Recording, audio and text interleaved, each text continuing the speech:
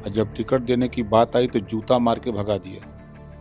अखिलेश यादव ने अपनी जाति को टिकट दे दिया मुबारक। तो समाजवादी पार्टी में अगर मर्द हैं तो वो 15 वालों को निकाल के बाहर कर दें। अखिलेश जी से बोलिए कि मुसलमान को सीएम बनाओ, खाली वोटवे लोगे।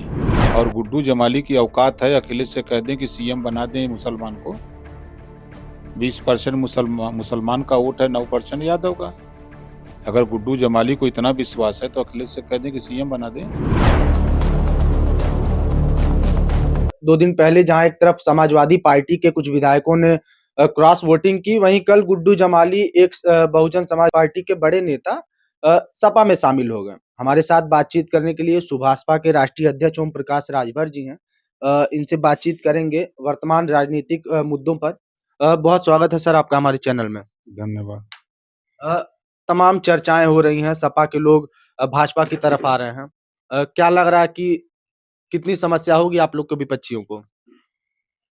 विपक्षियों को समस्या का है, विपक्ष के लोग खुद सहयोग कर रहे हैं एनडीए का।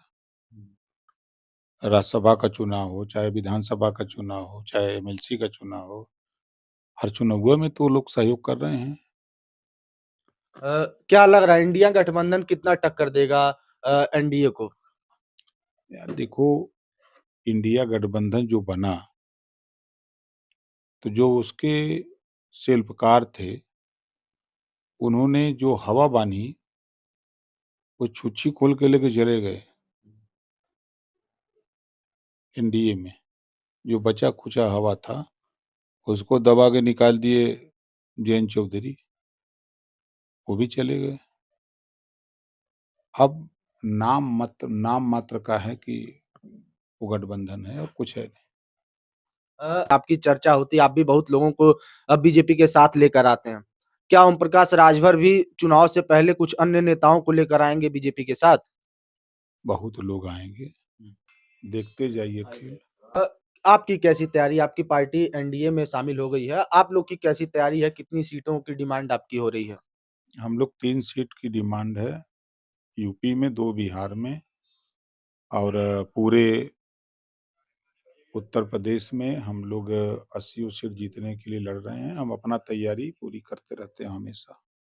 आजमगढ़ के बसपा के बड़े नेता कह लें गुड्डू जमाली अब सपा में शामिल हो गए।